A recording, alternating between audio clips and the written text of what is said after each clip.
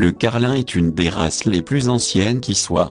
On suppose qu'il est le descendant du dogue du Tibet, lui-même considéré comme étant à l'origine de la création de l'ensemble des molosses. Cette révélation peut paraître surprenante au premier abord, le dogue du Tibet et le carlin n'ont absolument rien en commun, ni la longueur des poils, ni la taille. Les différents élevages du dogue du Tibet auraient donné naissance au Lotsu, appelé également Fu, selon les régions, ou encore Pai Dog pour ceux issus du Japon et de la Corée où il a été importé. À l'origine, notre carlin d'aujourd'hui existait en deux variétés, une grande surpatte qui serait plus proche du dogue du Tibet, et l'autre plus petite, qui d'après Locard est une dégénérescence du premier.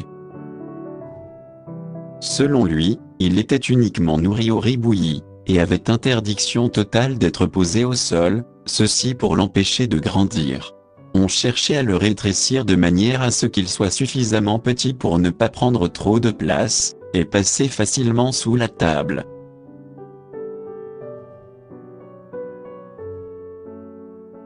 Créé en Chine vers -551 avant Jésus-Christ, il a été d'office très respecté et considéré comme un chien très précieux, à cause des idéogrammes formés par les plis de son front. Certains y voyaient la chance, d'autres la fidélité, ou encore la loyauté. Quoi qu'il en soit, il était devenu un porte-bonheur qu'on offrait en cadeau de mariage. C'est aussi une des raisons pour laquelle le carlin était élevé uniquement au sein des palais impériaux. Seuls les membres de la plus haute aristocratie étaient autorisés à posséder un carlin. Pour les autres, s'il leur prenait l'envie de déroger à la règle, ils étaient exécutés sur le champ. Plus qu'un profond respect, le carlin représentait également un signe de richesse et de noblesse.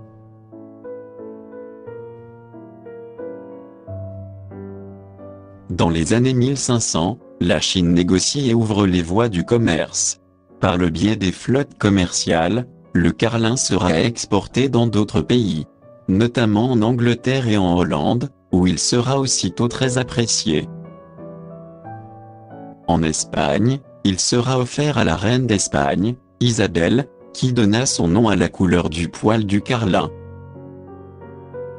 En France, il devient le chien officiel de la maison d'Orange parce qu'il a su prévenir en aboyant et en grattant la porte, pour signaler la présence des troupes espagnoles ennemies, alors que les gardes eux-mêmes n'avaient rien entendu.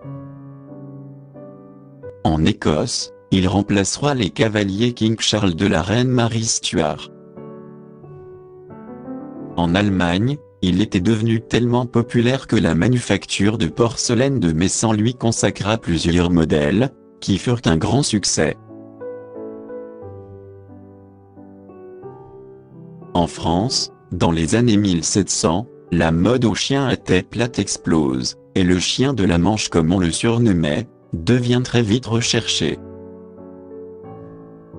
Il prendra le nom de carlin, à cause de son masque noir sur le visage qui rappelle le masque de Carlino, un acteur jouant le rôle d'Arlequin dans une comédie réputée de l'époque. Si la mode aura permis un succès grandissant de la race, elle est aussi responsable de son changement de statut. Alors qu'il était le chien des aristocrates, il devient peu à peu l'objet des critiques, un bibelot vivant, inutile et coûteux, en plus d'être laid et hargneux quand il n'était pas hideux d'embonpoint. Son succès décroît, il devient un chien banal classé parmi les autres chiens de petite taille. Alors qu'en Angleterre, et en Hollande, il reste le petit chien de prédilection, choyé et aimé. Par ailleurs, ces deux pays se sont disputés le patronage de la race, finalement c'est l'Angleterre qui l'obtiendra, considérant qu'elle a activement participé à l'évolution du carlin.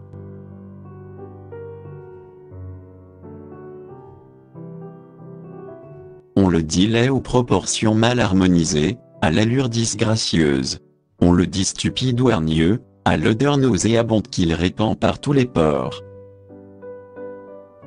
Pourtant ce petit chien a su combler les cœurs des dames de la plus haute aristocratie. Parce qu'au-delà de ses défauts, Elle voyait en lui un chien fidèle qui ne fera jamais faux bond et qui sera prêt à tout pour protéger sa maîtresse. Un chien attentionné, qui est maître d'Orloté, et qui restera toujours à ses côtés, et ne manquera pas de lui prouver son attachement. Un chien qui ne prend pas beaucoup de place, et qui s'adapte à tout type d'environnement. Finalement, il est attirant par son masque noir, sa petite taille et ses expressions citronnillon. On l'excuse d'être hargneux parce qu'il ne l'est pas réellement, il le devient quand sa maîtresse lui donne tous les droits. Aussi, il est le genre de chien à se laisser faire, à se laisser manipuler pour être mis dans n'importe quel type de situation. On oublie ses défauts et on l'aime parce qu'il apporte quelque chose que beaucoup d'hommes et de femmes recherchent, de l'amour.